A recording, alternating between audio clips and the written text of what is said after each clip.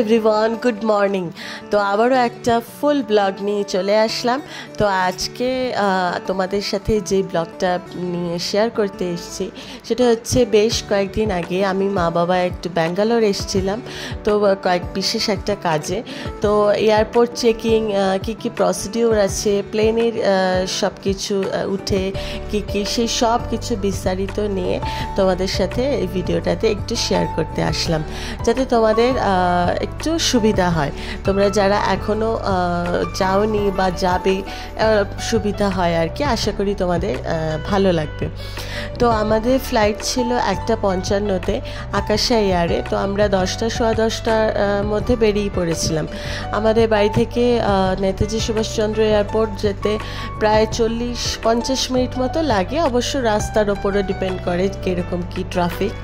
তো আমরা অলমোস্ট এসে গেছি, দেখতেই পাচ্ছ। এয়ারপোর্টে ঢুকে গেছি। এয়ারপোর্টে সামনেটা এত সুন্দর করে সাজানো, খুব সুন্দর করে।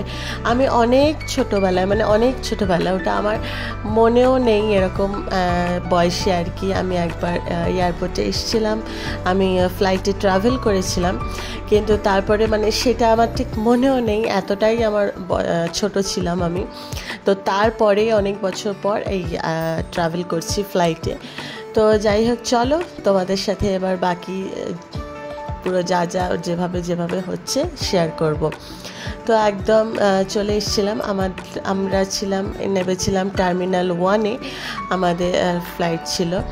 তো গাড়ি এখানে পার্কিং, বেশিক্ষণ দাঁড়াতে দেয় না, খুব অল্প সময়ের জন্যই দাঁড়াতে দেয়, কোনো তাড়াতাড়ি করে লাগেজ ঠিক মতন নামিয়ে। আর এইখানে থাকে এইরকম বড় বড় ট্রলি, প্রচুর এখানে লাইন করে বড় বড় ট্রলি রাখা আছে।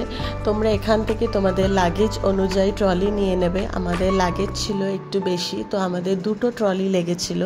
তো এখানে প্রচুর ট্রলি লাগবে, আর এগুলোর জন্য কিছু পে করতে হয় না, এগুলো যার যেরকম লাগেজ অনুযায়ী এখানে রাখা থাকে, নিয়ে নেবে। তো এখান থেকে নিয়ে তারপরে যেটা লাগবে ফার্স্টে আধার কার্ড কিন্তু মাস্ট। আধার কার্ড ছাড়া ঢুকতেই দেবে না, এবং আধার কার্ডটা সবসময় হাতে রাখতে হবে। তো আধার কার্ড নিয়ে নিতে হবে। নিয়ে এখানে ফার্স্টে এন্ট্রির মুখেই আধার কার্ডটা চেক করে ঢুকতে হবে। ওখানে দাঁড়িয়ে আছে বিএসএফ জওয়ান। তো আধার কার্ডটা চেকিং করে তারপরে এয়ারপোর্টে এন্ট্রি হবে। তো এরপর এয়ারপোর্টে ঢুকে গেছি। এরকম অনেক জায়গায় বোর্ড থাকবে, যেই বোর্ডে তোমরা যে ফ্লাইটে ট্রাভেল করছো সেই ফ্লাইট নাম্বার, সেই ফ্লাইটের চেকিং প্রসেস কখন শুরু হচ্ছে, বা বোর্ডিং কখন শুরু হচ্ছে, বা চেকিং যদি শেষ হয়ে থাকে তাহলে চেকিং, সেইগুলো সব ডিটেলস এই বোর্ডে থাকবে। এরপর সোজা চলে যাব যেই ফ্লাইটে, সেই কাউন্টারে। আমাদের যেহেতু ছিল আকাশা এয়ার, তো আমরা এই কাউন্টারে লাইন দিয়ে দাঁড়িয়েছিলাম, এবং ভিড় ছিল না। অন্যান্য সময় হয়তো ভিড় থাকে, একটু সময়ও লাগে, কিন্তু আমাদের খুব তাড়াতাড়ি সব কিছু হয়ে গেছিলো। আমাদের বেশি লেট কোনো জায়গাতেই হয়নি। তো এইখানে দাঁড়িয়েছিলাম। দাঁড়িয়ে আমরা এখান থেকে লাগেজ চেকিং করে নিয়েছি, আর বোর্ডিং পাসও নিয়েছি। নিয়ে তারপরে আমাদেরকে যেতে বলেছিল 19 নম্বরে, যেখানে আমাদের সিকিউরিটি চেকিং হবে। তো এখানে ABC পরপর থাকে, তো সি দিয়ে গিয়ে তারপরে ওখান দিয়ে 19 নম্বর। এই বোর্ডগুলো অনেক জায়গায় দেখতে পাবে তোমরা, অনেক জায়গায় এই বোর্ডগুলো থাকবে। এছাড়াও স্ন্যাক্সের দোকান রয়েছে, যদিও এয়ারপোর্টের ভেতরে একটু কস্টলি, একটু বলাই ভুল হবে, ভালো কস্টলি, কিন্তু কিছু করার নেই, প্রয়োজন হলে তো নিতেই হবে। আমাদের নিতে হয়নি। এই বোর্ডগুলোকে খেয়াল রাখবে। এরপর ওইখানে হচ্ছে সিকিউরিটি চেকিং, কিন্তু তারপরে আর সেখানে ভিডিও অ্যালাউ নয়। তো সিকিউরিটি চেকিং হয়ে গেছে। সিকিউরিটি চেকিংয়ের সময় তোমাদের সাথে যা থাকবে, ইলেকট্রনিক জিনিস, headphone, charger, mobile phone, power bank, belt, সব কিছু দিয়ে দিতে হবে। তারপর পুরো সিকিউরিটি চেকিং হয়ে যাওয়ার পর এখানে গেট নাম্বার দেওয়া আছে বোর্ডে। এই গেট নাম্বারগুলো ফলো করে যেই গেট নাম্বার বলে দেবে সেই গেট নাম্বারে গিয়ে ওখানে বসতে হবে।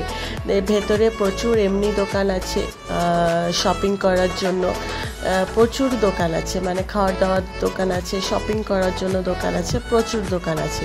তো এখানে এই যে সবাই ওয়েট করছে, এখানে বিভিন্ন গেট আছে। তো আমাদের বলেছিল 19 নম্বর গেট, তো আমরা সেই 19 নম্বর গেটের দিকেই যাচ্ছি।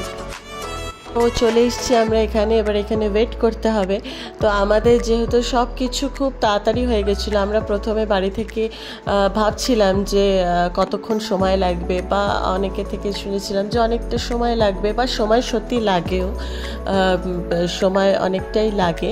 কিন্তু যেহেতু আমাদের একটু তাড়াতাড়ি হয়ে গেছে, অনেকটাই তাড়াতাড়ি হয়ে গেছে, প্রায় ধরতে গেলে 1 ঘন্টা 40 মিনিট মতন আগেই হয়ে গেছে আমাদের। তো এইখানে এসে এবার ওয়েট করতে হবে, অ্যানাউন্স করবে, তারপরে যেরকম বলবে সেরকম গেট নাম্বার দিয়ে বেরোতে হবে। যদি দূরে হয় একটু তাহলে তোমাদের বাসে করে নিয়ে যাবে, আর যদি এরকম কাছে আসে তো এইখান দিয়েই বেরিয়ে যাওয়া যাবে গেট দিয়ে।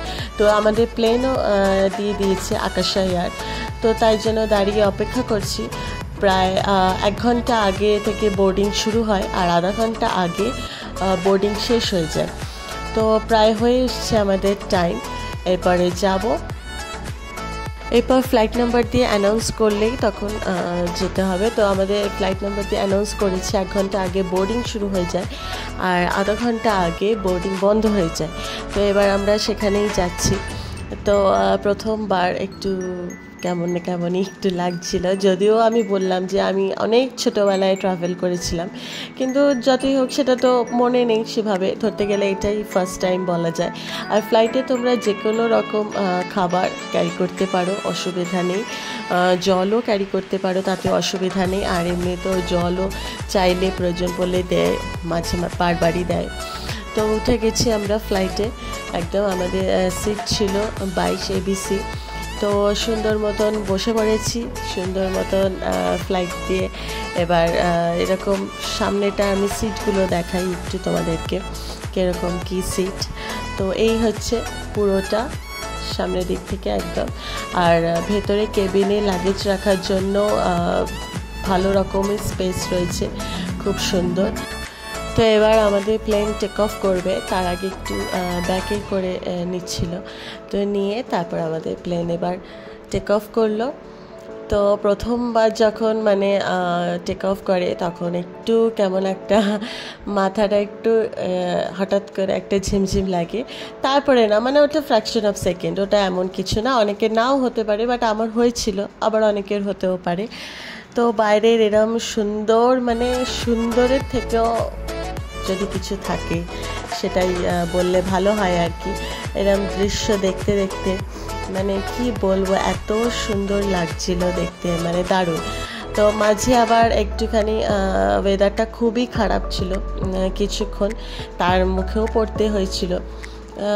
তো সব রকম একটা মিক্সড ফিলিংস নিয়ে, একদম দারুণ অভিজ্ঞতা নিয়ে আর কি। তো আমরা আমাদের ডেস্টিনেশনে পৌঁছে গেলাম। তো আমাদের ল্যান্ডিং টাইম ছিল বিকেল 4:40। তো আমরা সুন্দর মতন পৌঁছে গেছি ব্যাঙ্গালোর এয়ারপোর্টে। এবার আমাদের ফ্লাইটেই অ্যানাউন্স করে দিয়েছে, এবার আমাদের যেতে হবে ব্যাগেজ রিক্লেভ কাউন্টারে। আমাদের কাউন্টার নাম্বার ছিল 7 নম্বর, তো সেটা ফ্লাইটেই অ্যানাউন্স করে দেবে। তো সেখানেই যাচ্ছি। আর ব্যাঙ্গালোর এয়ারপোর্টটা তো মানে ভীষণ সুন্দর। এটা আমরা নেমেছিলাম টার্মিনাল 1-এ, তো নিচে পুরো একদম শপিং মল। আর টার্মিনাল 2টা আরও সুন্দর, কিন্তু আমাদের এই ফ্লাইট টার্মিনাল 1-এ ছিল। তো এর নেক্সট টাইম যখন ট্রাভেল করব তখন তোমাদের টার্মিনাল 2টাও দেখিয়ে দেবো। তো ভীষণ সুন্দর, সাজানো গোছানো, পরিষ্কার ঝকঝকে একদম ব্যাঙ্গালোর এয়ারপোর্ট। তো এই যে ওয়েলকাম টু ব্যাঙ্গালুরু।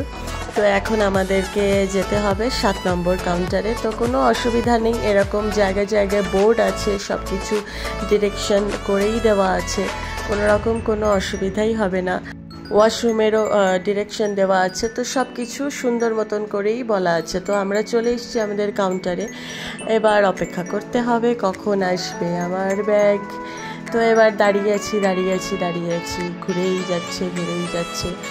তখন তারপরে হঠাৎ দেখতে পেলাম একটা ট্রলি, তারপরেও আরেকটা ট্রলি। তো আমাদের 4টে লাগেজ ছিল, তো ওই যে আসছে, আর লাস্টে আরেকটা ব্যাগ। তো আমরা 4টে একদম পেয়ে গেছি, বেশিক্ষণ দাঁড়াতে হয়নি, তাড়াতাড়ি পেয়ে গেছি।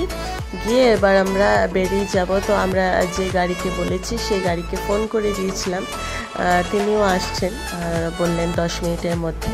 তো আমরা এখান দিয়ে এবার বাইরে বেরিয়ে এসেছি, এয়ারপোর্টের বাইরে এক্সিট দিয়ে। এসে আমরা কিছুক্ষণ 5-1 মিনিট মতন ওয়েট করছিলাম আমাদের গাড়ির জন্য।